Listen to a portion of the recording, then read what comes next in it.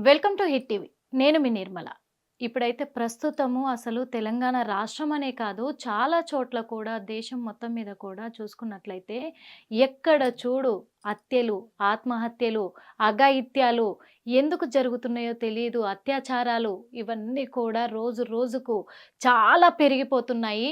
ఇదైతే నిజంగా కూడా మన దురదృష్టకరమా తెలియట్లేదు, కర్మఫలమా తెలియట్లేదు. నిజంగా కలికాలంలో జరుగుతున్న ఈ విధి విధానాలా తెలియట్లేదు. ఎందుకంటే కలికాలము అంటేనే మొత్తం సర్వనాశనమయ్యే రోజులవి అని చెప్పేసి కూడా మరి బ్రహ్మం గారి కాలజ్ఞానంలో రాసుంది. మరి ఆ రాసున్న మాట నిజమే, కానీ మనుషులు ఇంతగా తెగిడిస్తారు, ఇంతగా మరి దారుణానికి వడిగడతారు అనేటివి ఒక భయంకరమైన, అవి వింటుంటేనే ఒళ్ళు గగురు పొడుస్తూ భయానకంగా కూడా ఉన్న ఇలాంటి వార్తలు వినాల్సొస్తుంది ఈ రోజుల్లో కూడా. అలాంటిది ఎంత అంటే అతి కిరాతకంగా ఒక విషయం మీకు చెప్పాలని చెప్పేసి కూడా ఈరోజు మళ్ళీ మీ ముందుకు రావడం కూడా జరిగింది. ఎలా అంటే ఇంతవరకైతే సరే ఓకే, హత్యలు చేస్తున్నారు అంటే ఏదో కత్తితో పొడిచి చంపడమా, లేకపోతే కాల్చి చంపడమా, ఉరేసి చంపడమా, విషం పెట్టి చంపడమా, ఇలాంటివన్నీ చూసుకుంటూ వచ్చాం. లేదా కిరసనాయిల్ పోసి తగలబెట్టింది కూడా చూసాం. కానీ ఎంత విచిత్రంగా అంటే ఒక సంవత్సరం క్రితము వనస్థలిపురంలో ఒక సంఘటన జరిగింది. ప్రియుడు, ప్రియురాలు కలిసి మాజీ ప్రియుడిని చంపి ముక్కలు చేసి మూట కట్టి ఒక చెరువు దగ్గర పడేసి రావడం కూడా చూసాం మనం. ఆ వార్తలు కూడా విన్నాము, చూసాము, చేశాము. ఓకే, వాళ్ళంటే ఏదో టీనేజ్‌లో ఉన్న పోరగాళ్ళు ప్రేమలో ఉన్నారు. వాళ్ళు ఇలాంటి చేష్టలు చేశారు. ఏం చేయాలో తెలియని పరిస్థితుల్లో మంచేది, చెడేది గమనించుకోలేక వాళ్ళు ఇలాంటి ప పనులకైతే ఒడిగట్టారని కూడా అప్పుడు అనుకున్న పరిస్థితులు ఏర్పడ్డాయి. ప్రేమ గుడ్డిది అంటారు. ప్రేమ చాలా భయంకరమైంది అంటారు. ఆ ప్రేమ అంటే అది ప్రేమ అని చెప్పొద్దు, వ్యామోహం అనే చెప్పాలి. ఎందుకంటే నిజమైన ప్రేమ అలా చెయ్యదు. నిజమైన ప్రేమలో ఉన్నవాళ్ళు అంత అఘాయిత్యాలకు పాల్పడరు. ప్రాణాలను తీసే అంత దాకా ఎళ్లరు కూడా. అలాంటిది ఒక అమ్మాయి మోజులో పడి అంటే ఆ అమ్మాయి తప్పుందని కూడా చెప్పొచ్చు. ఎందుకంటే ఆ అమ్మాయి ఇంకొకడి మోజులో పడి మాజీ ప్రియుడిని వదిలేసుకొని ఇద్దరు కలిసి ప్లాన్ ప్రకారం అతన్ని చంపడం జరిగిందప్పుడు. అలాంటివి చాలా చూసాము. ఇప్పుడు తగలబెట్టి చంపడం అనేది అంతెందుకు, మనము దిశ సంఘటనే చూసాము. ఆ అమ్మాయిని అతి కిరాతకంగా లారీ డ్రైవర్లు కూడా తనను రేప్ చేసి పెట్రోల్ పోసి అక్కడే తగలబెట్టడము, అది చాలా అంటే చాలా ఒక సంచలనాన్ని సృష్టించిన వార్త. తెలంగాణ రాష్ట్రాన్ని మొత్తం కదిలించిన వార్త అది. ఆ సంఘటనలు చాలా దురదృష్టకరం అని కూడా చెప్పుకోవచ్చు. అటు నిందితుల కుటుంబీకులు కావచ్చు, ఇటు మరి అప్పుడు చనిపోయిన దిశ కుటుంబం కావచ్చు, అందరూ కూడా చాలా అంటే చాలా సఫర్ అయిన రోజులవి. అలాగే వాళ్ళని ఎన్‌కౌంటర్ చేయడం కూడా జరిగింది. కానీ ఇప్పుడు కొత్తగా ఒక భయంకరమైనటువంటిగా అంటే ఇనాలన్న ఒక ఇదిగా ఉండే ఒక వార్త మన ముందుకొచ్చింది. అది లేట్‌గా బయటకొచ్చింది. ఏంటి అంటే, భర్త పెళ్లి చేసుకొని కొన్ని సంవత్సరాలుగా, అంటే ఇద్దరు పిల్లలు, ఒక పాప, ఒక బాబు. పాప దాదాపుగా ఇప్పుడు తను ఒక 9 ఇయర్స్ వరకు ఉంటుంది. బాబు 7 ఇయర్స్ ఉంటాడు. అంత పెద్ద పిల్లలు అయిన తర్వాత కూడా తన భార్యని చంపడము, అది కూడా అతి కిరాతకంగా. ఎలా చంపాడో కూడా మీకు ఎక్స్‌ప్లెయిన్ చేస్తాను. ఎందుకంటే నేను విన్న ఆ క్షణము అసలు నాకు మైండు ఒక 10 సెకండ్లు, 20 సెకండ్లు పనిచేయలేదు. నిజంగా. అంటే ఇలా కూడా చేస్తారా? ఇలా కూడా చంపుతారా? అని ఒక భయంకరమైన దడ వచ్చేసే విధంగా ఉంది ఆ హత్య అనేది. ఎలా అంటే తను మళ్ళా ఎవరో కాదు, తను ఎక్స్ ఆర్మీగా పనిచేసి వచ్చి తను ఇప్పుడు చూస్తున్నట్లయితే డీఆర్‌డీఓలో తను వర్క్ చేస్తున్నాడు. ఆ డీఆర్‌డీఓలో వర్క్ చేస్తున్న అతను కేవలం భార్య మీద అనుమానంతో ఇప్పుడు ఈ నెల 13వ తారీఖున మిస్సింగ్ కేసు పోలీస్ స్టేషన్‌లో ఫిర్యాదు చేయడం కూడా జరిగింది. ఎవరు అంటే కూడా అమ్మాయి తరఫున పేరెంట్స్ కూడా మరి ఫిర్యాదు చేయడం జరిగింది. ఇది ఎక్కడో కాదు, జిల్లెలగూడ, హైదరాబాద్‌లోని జిల్లెలగూడలో మరి మీర్పేట్ పోలీస్ స్టేషన్ పరిధిలో ఇది చోటు చేసుకున్నట్లుగా లేట్‌గా మనకు వెలుగులోకొచ్చింది. ఇతను ఆర్మీగా చేస్తున్న ఇతను కూడా మరి వెంకటేష్ తన పేరు కూడా తను మాధవి అనే అమ్మాయిని పెళ్లి చేసుకున్నాడు. మరి మాధవిని పెళ్లి చేసుకొని ఆ వెంకటేశ్వర కాలనీలో ఉంటున్నారు వీళ్ళు కూడా. మరి గురుమూర్తి తన పేరు, సారీ, తన పేరు గురుమూర్తి. వాళ్ళు వెంకటేశ్వర కాలనీలో, జిల్లలగూడలోని వెంకటేశ్వర కాలనీలో ఉంటున్నారు. మాధవిని పెళ్లి చేసుకున్నాడు. చనిపోయిన అమ్మాయి పేరు మాధవి. మరి మాధవిని పెళ్లి చేసుకొని మరి ఈ నెల 13వ తారీఖున మిస్సింగ్ కేసు, మా అమ్మాయి కనిపించట్లేదు అంటే అతనే ఫోన్ చేసినట్టుగా తెలుస్తుంది. ఆ పేరెంట్స్‌కి కూడా, ఆ అమ్మాయి తల్లిదండ్రులకి ఇతను మరి గురుమూర్తి ఫోన్ చేసి మీ అమ్మాయి మీ దగ్గరకొచ్చిందా అని అడిగాడట. మీ దగ్గరికే బయలుదేరింది, ఎక్కడుంది మాధవి, ఏం చేస్తుంది ఇప్పుడు అని చెప్పేసి ఏమీ తెలియనట్టుగా వాళ్ళకు ఫోన్ చేసినట్టుగా తెలుస్తుంది.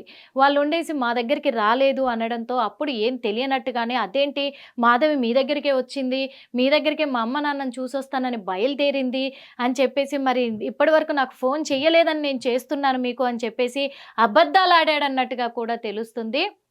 అప్పుడు ఆ తల్లిదండ్రులు మరి మీర్పేట్ పోలీస్ స్టేషన్ దగ్గరికి వచ్చే నా కూతురు కనిపించట్లేదు అని కంప్లైంట్ ఇవ్వడానికి వెళ్ళేటప్పుడు కూడా వాళ్ళతో పాటే గురుమూర్తి వెళ్ళినట్టుగా తెలుస్తుంది. వాళ్ళతో పాటే పోలీస్ స్టేషన్కి వెళ్ళి నా భార్య కనిపించట్లేదు అని చెప్పేసి ఎంత అమాయకుని లెక్క అక్కడ అత్తమామలు ఇచ్చే కంప్లైంట్కి తను కూడా మద్దతు పలుకుతూ అక్కడ ఉన్నట్లుగా తెలుస్తుంది. కాకపోతే ఇక్కడ ట్విస్ట్ ఏంటంటే గురుమూర్తే భార్యను స్వయాన చంపాడు. ఎలా చంపాడు అంటే అతి కిరాతకంగా నరికి, ఎలా నరికి అంటే ముక్కలు ముక్కలుగా నరికి కుక్కర్లో పెట్టి ఉడికించి, ఆ ఉడికించిన మాంసాన్ని తీసుకెళ్ళి చెరువులో కలిపేసేంత. ఎలా ఉందంటే ఇది వినడానికి కూడా చూడండి, ఇగో మొత్తం కూడా ఒళ్ళు గగురు పొడుస్తుంది. ఇంత విడ్డూరాన్ని, ఇంత అరాచకాన్ని ఎక్కడైనా చూసామా? ఎప్పుడైనా చూసామా? అంత కోపం ఉంటే 4 పోట్లు పొడిచి చంపేసిన వాళ్ళని చూసాం. రోడ్డు మీదే అడ్డంగా నరికి చంపేసిన వాళ్ళని చూసాము. కాల్చి చంపేసిన వాళ్ళని చూసాము పగ ఉంటే. ఒకవేళ ఆ అమ్మాయి మీద అనుమానంతోనే ఇలా చేశాడు అనేది పోలీసులకు ఇచ్చిన కంప్లైంట్‌లో కూడా మరి మెన్షన్ చేయడం కూడా జరిగిందని తెలుస్తుంది. మరి ఒకవేళ అనుమానమే ఉంటే ఇప్పుడు భార్యాభర్తల మధ్య కొన్ని ఏండ్ల తరబడి సంసారం చేసినా కానీ విభేదాలు వచ్చినాయంటే వాళ్ళిద్దరూ విడాకులు తీసుకుంటున్నారు కోర్టు సమక్షంలో. విడాకులు తీసుకొని నాకు ఇష్టం లేదు నీతో బతకడము అని చెప్పేసి విడిపోయి ఎవరి జీవితాల్లో వాళ్ళు బతుకుతున్నారు. అలాంటిది ఒకరిని చంపే హక్కు ఎవరిచ్చారు? పెళ్లి చేసుకున్నంత మాత్రాన చంపే హక్కు లేదు. అది భర్త కావచ్చు, భార్య కావచ్చు. ఓకే, భార్యలు కూడా భర్తలను చంపిన వాళ్ళు ఉన్నారు. వాళ్ళకు కూడా చెప్తున్నాం మేము. అట్లని చెప్పేసి అమ్మాయిలే గొప్ప, అమ్మాయిలనే ఎందుకు చంపుతున్నారని నేను అడగట్లేదు. అమ్మాయిలు కూడా అంటే ఇప్పుడు ఇక్కడ మహిళలు కూడా భర్తలను చంపిన వాళ్ళు కూడా ఉన్నారు.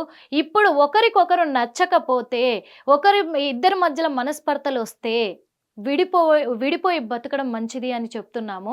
ఇంత కిరాతకంగా ముక్కలుగా నరికి కుక్కర్లో పెట్టి ఉడికించడం ఎక్కడైనా చూసామా ఇప్పటివరకు?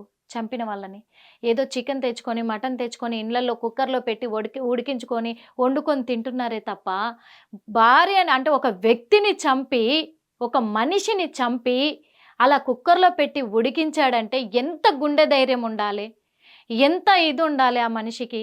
అంత కక్ష ఎందుకంత కక్ష పెరిగేంత వరకు ఎందుకు చూసుకోవాలి? ఎందుకింత మృగంలా మారిపోతున్నారు మనుషులు? ఇది నిజంగా చెప్తున్నాం, ఇది భూలోకమా లేకపోతే నరకమా అనేది అర్థం కావట్లే. ఇది నిజంగా నరకలోకమా, భూలోకమా? నరకంలో కూడా ఇలాంటి శిక్షలు ఉండేయేమో, నరకంలో కూడా ఇలాంటి అఘాయిత్యాలు చెయ్యరేమో, నరకంలో కూడా ఇంత అమానుషంగా, ఇంత దారుణంగా ప్రవర్తించరేమో. కానీ భూలోకంలోనే అన్ని రకాలుగా బయటపడుతున్నాయి. ఒక అమ్మాయిని నిజంగా రేప్ చేసి చంపాలి అని అంటే కూడా కిరాతకంగా రేప్ చేసి చంపుతున్నారు. లేదా ఒక మనిషిని పగతో కక్షలు పెంచుకొని, వ్యక్తిగత కక్షలు పెంచుకొని చంపాలి అంటే కిరాతకంగా నరికి చంపుతున్నారు. ఇప్పుడు ఆఖరికి భార్య భర్తల మధ్య కూడా ఆ అన్యోన్యత లేకుండా పోయి అది కాస్త అనుమానాలకు దారితీసి ఇంత కిరాతకంగా అంత ముక్కలుగా నరికి చంపడం అనే దాని వెనుక ఏంటి మర్మం అనేది పోలీసులు అయితే బయట పెట్టట్లేదని కూడా తెలుస్తుంది. అంటే తను ఇప్పుడు డిఆర్డిఓలో మరి వర్క్ చేస్తున్నందుక, లేకపోతే ఎక్స్ ఆర్మీ కావడం వల్లనా, వీళ్ళు కూడా ఇలా చేశారంటే ఒక దేశాన్ని రక్షించాల్సిన వాళ్ళే, సైనికులే, ఇలా ఇంట్లోనే శిక్షను అమలు చేస్తా ఉంటే, ఇంగ రాష్ట్రాన్ని, దేశాన్నేమో బాగుపరుస్తారంటారు, రక్షిస్తారంటారు. ఒకరికి మేలు ఎలా చేస్తారంటారు? తనేదైనా తప్పు చేసునుంటే బయట పెట్టేసి, "నువ్వొద్దు నాకని" పంపించేస్తే తన దారిన తను బతికేస్తది కదా! పోనీ తన వల్ల ఇప్పుడు ఆ అమ్మాయి ఫోటోలు కూడా మీకు చూపిస్తా చూడండి. వాళ్ళదే చూపిస్తాను మీకు. ఇదో ఆ అమ్మాయి. తనే మాధవి. తను మాధవి. పిల్లలు చూడండి. పాప, బాబు ఇద్దరు. తను మాధవి. ఇతను గురుమూర్తి. గురుమూర్తి. ఇద్దరు పిల్లలు ఎంత చక్కగా ఉన్నారో చూడండి మీరే. ఎంత చక్కగా ఉన్నారు. ఈ పిల్లల్ని పెట్టుకొని ఇద్దరు పిల్లలు, భార్య, భర్త. చిన్న కుటుంబం. ఈ చిన్న కుటుంబము ఎంతో సంతోషంగా గడపాల్సిన ఈ కుటుంబము ఈ రోజున పిల్లలకు తల్లిని దూరం చేశాడు. తండ్రి జైల్లో ఉండి అట్లా తండ్రి కూడా పిల్లలకు కాకుండా పోయాడు. ఆ పిల్లలు ఈ రోజున అనాథల్లాగా మిగిలాల్సొచ్చిన పరిస్థితి కూడా వచ్చింది. ఎందుకంటే ఇప్పుడు అనాథలే. అమ్మమ్మ, తాతయ్యలు ఎన్ని రోజులు చూసుకోరు. ఇప్పుడు కన్న తల్లిని దూరం చేసి కన్న తండ్రివి ఇప్పుడు జైలు పాలయ్యావు నువ్వు. ఇప్పుడు జైలు పాలైతే ఇప్పుడు ఈ పిల్లల్ని ఎవరు చూడాలి? ఆ పిల్లలకి ఎవరు ఆలన పాలన చూసుకోవాలి? ఓకే. తల్లి తప్పు చేసుంటే, ఆ తల్లిని శిక్షించడానికి కోర్టులున్నాయి. స్టేషన్‌లున్నాయి. నువ్వు స్టేషన్‌లో కంప్లెయింట్ ఇచ్చి కోర్టుకు పిలిపించుకొని, అక్కడ న్యాయమూర్తి సమక్షంలోనే తనని వద్దనుకొని విడాకులు ఇచ్చినుంటే, తన తన బతికేదో తను బతికేది కదా! కనీసం పిల్లలకు తల్లినైనా మిగిల్చిన వాడివి అయ్యేవాడివి కదా! మరి ఆలోచన ఎందుకు రాలేదో అంత పెద్ద ఆర్మీకి నాకర్థం కాలేదు. ఎందుకు చెప్తున్నానంటే ఇదంతా కూడా నేటి సమాజంలో జరుగుతున్న ఇలాంటి అఘాయిత్యాలన్నింటిని కూడా మరి కొంచెమైనా మన సనాతన ధర్మాన్ని గుర్తుపెట్టుకొని, మన సాంప్రదాయాలను గుర్తుపెట్టుకొని, మనుషుల విలువల్ని, మనుగడల్ని మర్చిపోకుండా ఉండి, ఎక్కడైనా సరే తగాదాలొచ్చినాయి అనంటే ఎంతో కొంత కూర్చొని, అవి మాట్లాడుకొని, సామరస్యం చేసుకొని, కలిసి బతికితే అందరికీ కూడా చాలా సంతోషంగా ఉంటుంది. ఒకరికి నేర్పాల్సిన స్థితిలో ఉండి, మీరే నేర్చుకునే స్థితి దాటిపోయి ఇంత కిరాతకంగా మీరు చేస్తా ఉంటే మిమ్మల్ని చూసి ఇంకా చాలామంది కూడా ఇలాగే తయారవుతారు. అందుకు ఈ వ్యక్తికి ఖచ్చితంగా శిక్ష పడాలి. ఈ శిక్ష కూడా అందరికీ గుర్తుండిపోయేలాగా మళ్ళెవరైనా ఇలాంటి అఘాయిత్యానికి పాల్పడకుండా ఉండాలి అంటే అంత ఘోరమైన శిక్షను అమలు చేయాలి అందరి సమక్షంలో అని కూడా మా హిట్ టీవీ ద్వారా కోరుకుంటున్నాం. ఎందుకంటే ఒకరిని చూసి ఒకరు, ఒకరిని చూసి ఒకరు, ఒకరిని చూసి ఒకరు ఇలా తయారవుతున్నారు. భార్యను చంపడానికి భర్త భయపడట్లేదు. భర్తను చంపడానికి ఇప్పుడు భార్య భయపడట్లేదు. ఒక ప్రియురాల్ని చంపడానికి ప్రియుడు భయపడతలేడు. అలాగే ప్రియురాల్ని దక్కించుకోవడానికి అవతల ఇంకో వ్యక్తిని చంపడానికి కూడా భయపడట్లేదు. ఇంకొకటి యూత్ మెయిన్‌గా డ్రగ్స్‌కి అలవాటు పడి ఇప్పుడు ఫ్రెండ్‌షిప్‌లోనే కూర్చొని కూడా అక్కడిదక్కడే చిన్న చిన్న తగాదాలకు కూడా చంపుకునేదాకా ఎళ్ళిపోతున్న సిట్యుయేషన్‌లు ఎన్నో చూస్తున్నాం మనము. అదే విధంగా అంత ఘోరాతి ఘోరమైన పరిస్థితికి ఇప్పుడు దారి తీస్తున్నాయి ఈ పరిస్థితులని చెప్పొచ్చు. ఎందుకంటే దీనంతటికి కూడా కారణము ఒక మొబైల్ ఫోన్. కొత్త కొత్త యాపులు డౌన్‌లోడ్ చేసుకుంటూ, ఆ వీట్లలో చూసుకుంటూ ఏంటి ఇది? ఇదంతా బతకడానికి మంచి నేర్చుకోమని టెక్నాలజీని కనిపెట్టారే తప్ప, చెడు నేర్చుకోమని కాదు. కానీ మంచి కంటే చెడే ఎక్కువ నేర్చుకుంటున్నారు. ఇప్పుడు అప్‌డేట్ అవుతున్న టెక్నాలజీని దృష్టిలో పెట్టుకొని. ఇప్పుడున్న యూత్ కావచ్చు, అందరు కావచ్చు. అందుకే ఒక్కటే మనవి చేసుకుంటున్నాను. దయచేసి ఎందుకంటే ఇలాంటి పరిస్థితి ఎవరు తేవద్దు. మరి ఎందుకు పోలీసులు కప్పిపుచ్చుతున్నారనే విషయం కూడా బయటికి రానివ్వట్లేదు. అక్కడ సీఐ దగ్గరికెళ్తే సీఐ మాట్లాడట్లే. మీర్‌పేట్ పోలీస్ స్టేషన్‌లో. ఎస్ఐ దగ్గరికెళ్తే ఎస్ఐ మాట్లాడట్లేదు. ఏం జరిగింది వివరాలు చెప్పట్లేదు. కుటుంబ సభ్యుల్ని కూడా మాట్లాడనియ్యట్లేదు. అంటే దీని వెనకాల మొత్తం దాచిపెట్టి, మూచిపెట్టి నడిపిస్తున్నారు. ఇంకొక అప్డేట్ విషయం ఏంటి అంటే, భార్యనంత కిరాతకంగా చంపింది కాక, పిల్లల్ని అనాథల్ని చేసింది కాక, మళ్ళా ఇంకెవరైనా ఇలాంటి పరిస్థితికే పాల్పడేలాగా ప్రవర్తించడం తప్పు అని తెలిసి కూడా ఇప్పుడింక పోలీసుల్ని కూడా బెదిరిస్తున్నాడు అనేది కూడా తెలుస్తుంది. బయటకొస్తున్న వార్తలివి. పోలీసుల్ని స్టేషన్‌లో ఉండి, "మీ అంతు చూస్తా. మీరు నన్నేం చెయ్యలేరు. ఏం చేసుకుంటారో చేసుకోండి. నేను మళ్ళా బయటికి రాక ఉండను. ఎన్ని రోజులు నన్ను జైల్లో పెట్టరు. నేను ఖచ్చితంగా తొందరలోనే బయటికొస్తాను. బయటికొచ్చినాక ప్రతి ఒక్కడు పోలీసులు ఎవరైతే నా మీద చర్యలు చేపడుతున్నారో వాళ్ళ అంతు తేలుస్తా నేను" అని చెప్పేసి అక్కడ ఛాలెంజ్ చేస్తున్నట్టుగా కూడా తెలుస్తుంది. అంటే ఇలాంటి మూర్ఖుల్ని ఎలా వదిలేస్తారండి? నాకు అర్థం కావట్లేదు. ఎలా వీళ్ళని ఇంకా ఆ జైల్లో పెట్టి మంచిగా అక్కడ స్టేషన్‌లో కూర్చోబెట్టి మేపుతున్నారు అని అడుగుతున్నాము. ఇలాంటి వాళ్ళని. ఇలాంటి వాళ్ళకు శిక్షలు అమలు చేయాలి ఖచ్చితంగా. ఆ శిక్షలు అమలైతేనే ఇంకోసారి ఇలాంటి అఘాయిత్యాలకు పాల్పడాలనుకున్న ప్రతి ఒక్కరు కూడా భయపడే అవకాశాలుంటాయి. కానీ ప్రభుత్వం కూడా దీని మీద చర్యలు తీసుకోవాలి. అతన్ని దృష్టిలో పెట్టుకోవాలి. కఠినమైన శిక్షను విధించాలి. పోలీసులు అతను మాజీ ఆర్మీ అని కానీ, లేకపోతే ఇప్పుడు DRDAలో పనిచేస్తున్నాడని ఒక ఆఫీసర్ అని మర్చిపోవాలి. న్యాయం, ధర్మం, చట్టం అని చెప్తూ ఉంటారే, ఈ మూడిటిని వాళ్ళ దృష్టిలో పెట్టుకొని తనకు శిక్షని అమలు చేయాలి. ఏం జరిగిందనేది కూడా మరి బయట అందరికీ తెలియాలి అని చెప్పేసి మా హిట్ టీవీ ద్వారా కోరుకుంటున్నాము. కానీ ఇలాంటి తప్పులు మాత్రము ఎవరు చెయ్యకండి దయచేసి. ఎందుకంటే ఒక కుటుంబము, చిన్న చిన్న పిల్లలు అన్యాయమైపోతారు. ఈరోజు కుటుంబాలు ఛిద్రమైపోతాయి, బతుకులు కడతేరిపోతాయి, భవిష్యత్తులు నిలిచిపోతాయి. కాబట్టి అందరూ కూడా దయచేసి ఒక్క మంచి దృష్టితో ఆలోచించుకొని విభేదాలొస్తే విడిపోండి. అంతేకాని లేదా సామరస్యం చేసుకొని కలిసి బ్రతకండి. కానీ ప్రాణాలతో చెలగాటాలాడుకొని ప్రాణాలు మాత్రము తీయొద్దని మా హిట్ టీవీ ద్వారా కోరుకుంటున్నాము.